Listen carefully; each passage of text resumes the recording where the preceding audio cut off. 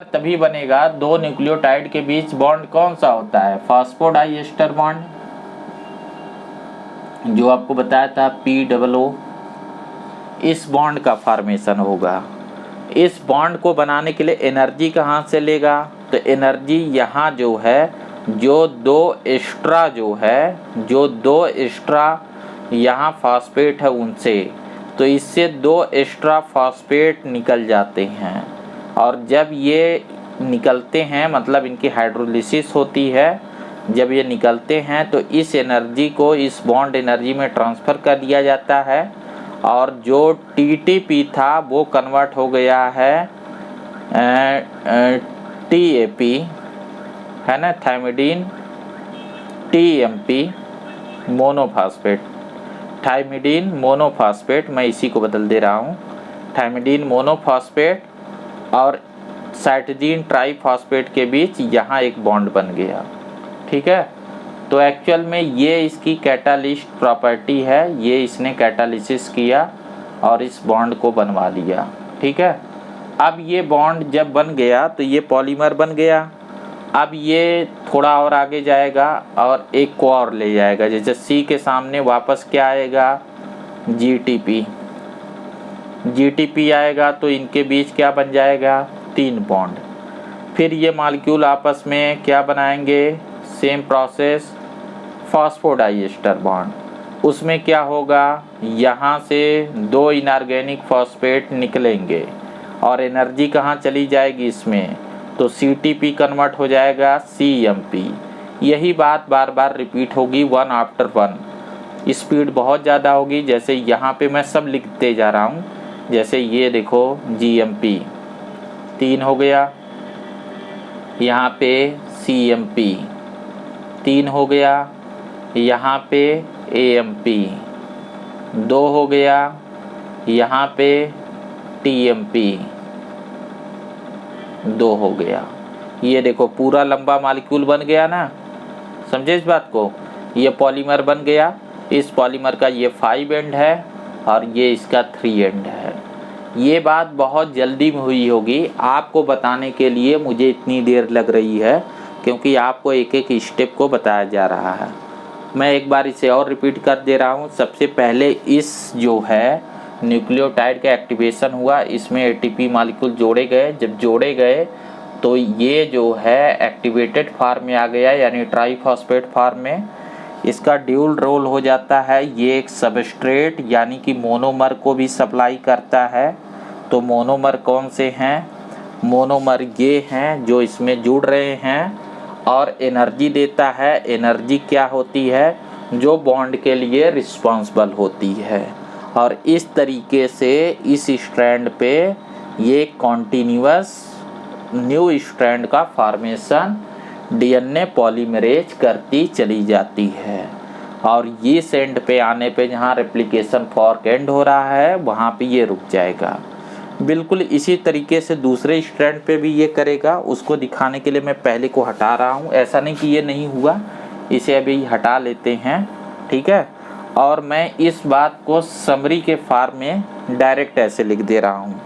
ठीक है, अब आपको डिटेल पता ही हो गया, तो इसको समरी के फॉर्म में हम ऐसे लिख दे रहे हैं कि यहाँ देखो इस तरीके से, यहाँ इस तरीके से इस पे मॉलिक्यूल बने, लेकिन ये 5 3 है इस टाइप। लेकिन जो दूसरा है, ये जो दूसरा स्ट्रैंड है जिसे आप लैगिंग स्ट्रैंड बोल रहे हैं, इस स्ट्रैंड पे जब फॉर्मेशन होता है तो ये टुकड़ों में होता है। इन टुकड़ों को कई जगह बुक में लिखा होगा ओकाजाकी फ्रैगमेंट। ये साइंटिस्ट के नेम पे है, जिस साइंटिस्ट ने पहली बार ये नोटिस किया कि यहाँ पे कॉन्टिन्यूअस न होकर ये टुकड़ों में हो रहा है, नोबेल प्राइज़ भी मिला। ऐसा क्यों होता है कि ये टुकड़ों में बनता है, ये आपको बता दूँ। देखो जो एंजाइम होती है ना, एंजाइम कुछ ऐसी होती है 3D में। एंजाइम कुछ इस तरीके से होता है, इसमें ना इस तरीके से टनल होता है। ठीक है, यहाँ जो है ये मॉलिक्यूल के ये दोनों पोर्शन हैं, ये टनल है, ये इसकी अप साइड है, ये इसकी डाउन साइड है। ठीक है, जो ये न्यूक्लियोटाइड इसमें आके फीड होते हैं वो फीड ऊपर से होते हैं। ठीक है, वो नीचे से फीड नहीं हो सकते हैं। जब ये एंजाइम इस स्ट्रैंड पे होती है लीडिंग पे, तो लीडिंग पे इसकी डायरेक्शन के हिसाब से ये अप फ्रंट जो है वो सीधा पड़ता है। इस वजह से जो प्रोसेस है वो बहुत कॉन्टिन्यूटी में तेज होती है। लेकिन जब यही लैगिंग स्ट्रैंड पे होता है तो एंजाइम जैसे ऐसे उल्टी हो गई, तो मॉलिक्यूल को यहाँ से फीड कराना पड़ता है, जिसकी वजह से वो बीच बीच में टूट जाता है। तो थोड़ी थोड़ी देर में छोटे छोटे टुकड़ों में इसका फॉर्मेशन होता है। इस बात को समझने के लिए आपको एक्टिव साइट का कॉन्सेप्ट पता होना चाहिए। जैसे जब हम जो एंजाइम का यहाँ एक्टिव साइट्स है, ये एक्टिव साइट आप बोलते हैं कि ये स्पेसिफिक होता है और ये स्टीरियो स्पेसिफिक होता है। स्टीरियो स्पेसिफिक का मतलब ये 3D में इसकी पोजीशन जो है फिक्स होती है कि ये 3D में किस पर्टिकुलर एंगल पे है। तो ऐसी ही एंजाइम डीएनए पॉलीमरेज है, जिसकी वजह से यहाँ पे ये फ्रैगमेंट में इनका फॉर्मेशन होता है। आपसे वैसे ये क्वेश्चन नहीं पूछा जाता है कि ऐसा क्यों होता है, ये तो मैंने अपने उससे आपको बता दिया। आपसे जस्ट ये पूछा जाता है कि जो दो नेचर है लैगिंग और लीडिंग स्ट्रैंड को आप समझते हैं कि नहीं समझते हैं। ठीक है, तो मेरे ख्याल से ये बात आप समझ गए कि क्या लीडिंग स्ट्रैंड है, क्या लैगिंग स्ट्रैंड है और कैसे डीएनए फ्रैगमेंट्स में होता है।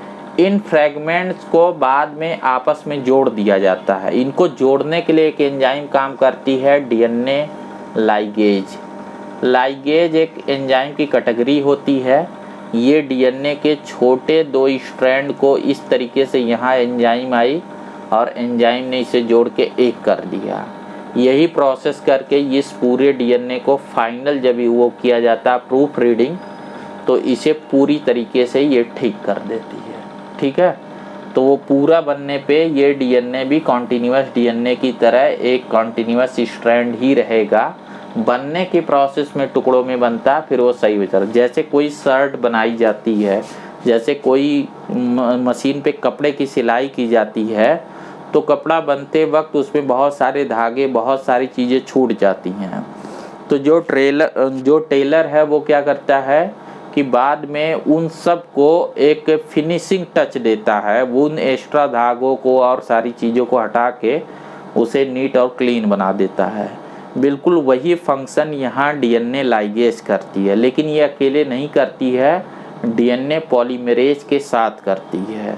डीएनए लाइगेज का जस्ट ये रोल है कि डीएनए के दो स्ट्रैंड को जोड़ देना, सिंथेसिस का काम करना।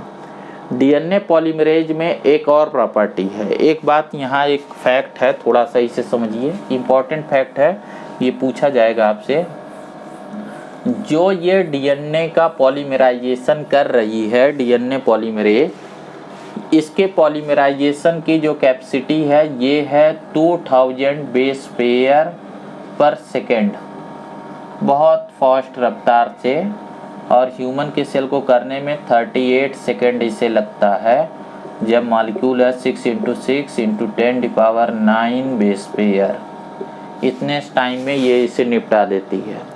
इसमें दो बातें हैं, जैसे ये डीएनए को इसने बना लिया, इसके बाद जो एंजाइम है ना वो वापस इस पे पूरे डायरेक्शन में ऐसे मूव करती है। जैसे ये डीएनए बन गया है, अब यहाँ पे एक बार डीएनए पॉलीमरेज इसके ऊपर जो है इस तरीके से मूव करती है और इस एंड तक आती है।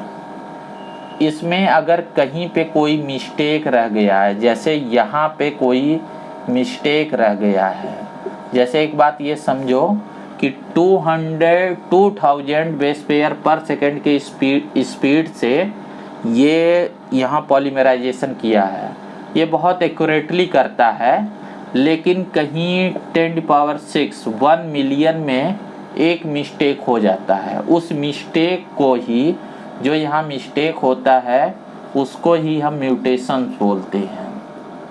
ठीक है, जैसे यहाँ पे जैसे यहाँ पे पहले इससे ज़्यादा मिस्टेक हो सकते हैं, तो ये जो डीएनए पॉलीमरेज है ये उस मिस्टेक को आइडेंटिफाई करेगी, वहाँ उसे कट करेगी, सही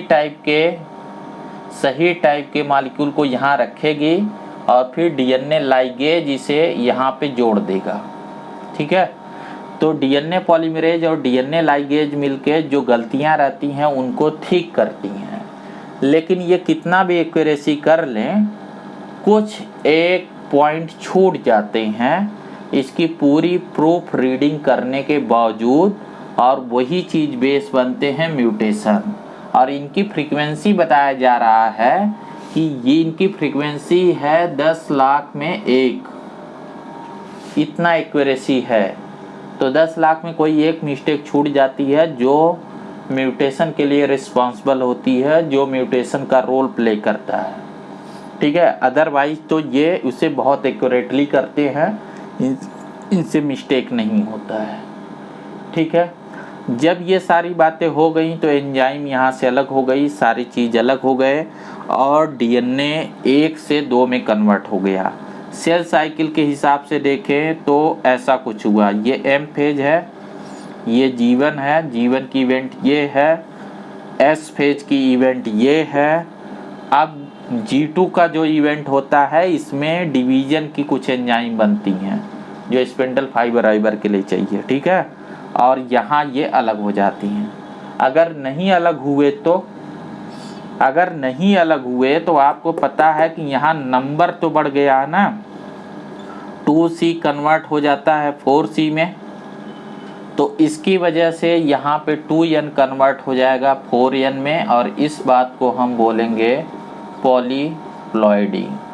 तो पॉलीप्लॉइडी जो आपको बताया गया था इनहेरिटेंस वाले चैप्टर में, मेंडेलियन जेनेटिक्स में, कि पॉलीप्लॉइडी होने की वजह क्या है कि डीएनए का रेप्लिकेशन सेल साइकिल तो चली लेकिन सेल डिवीजन प्रॉपर नहीं हो पाया, तो क्रोमोसोम नंबर बढ़ गए। तो क्या इसमें रेप्लिकेशन का रोल है? बिल्कुल है। बिना रेप्लिकेशन का क्रोमोसोम नंबर बढ़ेगा कैसे? जब आप यहाँ क्रोमोसोम नंबर बढ़ने की बात कर रहे हैं तो जाहिर सी है बात है कि ऐसा हुआ होगा। तो ये सारी चीज़ें थी जो आपको यहाँ बताई गई। अब मैं कुछ चीज़ें आपको बताना चाहूँगा आपके बुक से, कुछ डेटाबेस है उसको थोड़ा समझ लीजिए, वो ज़रूरी है कि जब आप बुक में पढ़ेंगे तो क्या की चीज़ें ध्यान देंगे। एक्सपेरिमेंट को हम लोग नेक्स्ट लेक्चर में लेंगे, आज कुछ फिनिशिंग टच आपको यहाँ बता दूँ। देखो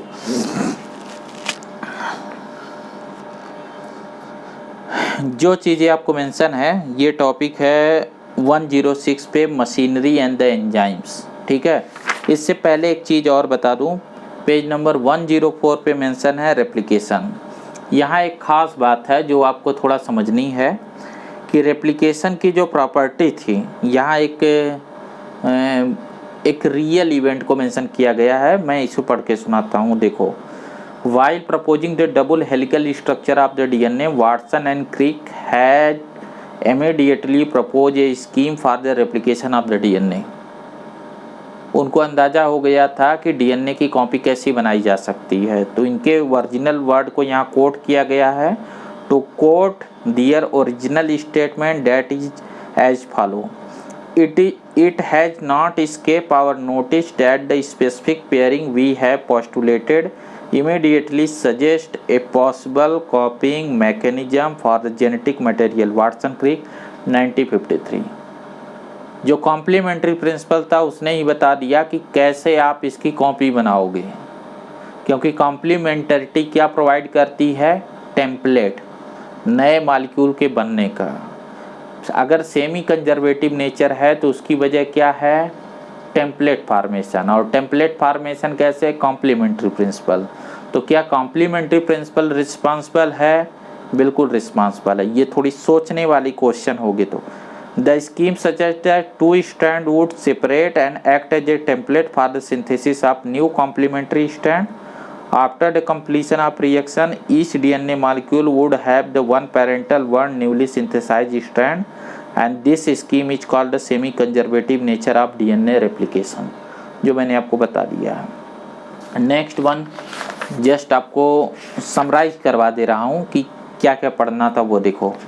जो आपको पेज नंबर 106 पे मेंशन है मशीनरी एंड द एंजाइम, यहाँ पे आपको मेंशन है डीएनए डिपेंडेंट डीएनए पॉलीमरेज। ये क्या चीज़ होता है ये बात आपको समझा दी। यहाँ एक छोटी सी बात, डीएनए डिपेंडेंट डीएनए पॉलीमरेज ये जो रिएक्शन स्टार्ट कर रही है ना, ये डायरेक्ट नहीं करती है।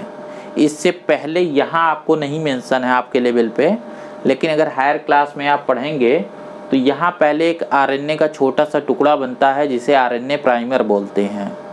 तो उस आरएनए को बनाने के लिए आरएनए भी पॉलीमर है, तो वहाँ जो एंजाइम होती है वो होती है आरएनए पॉलीमरेज। जब छोटा आरएनए बन जाता है तब बाकी का डीएनए पॉलीमरेज अपना वर्क करता है।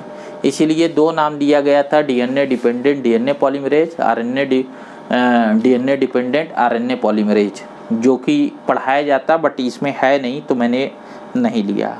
नेक्स्ट वन देखो,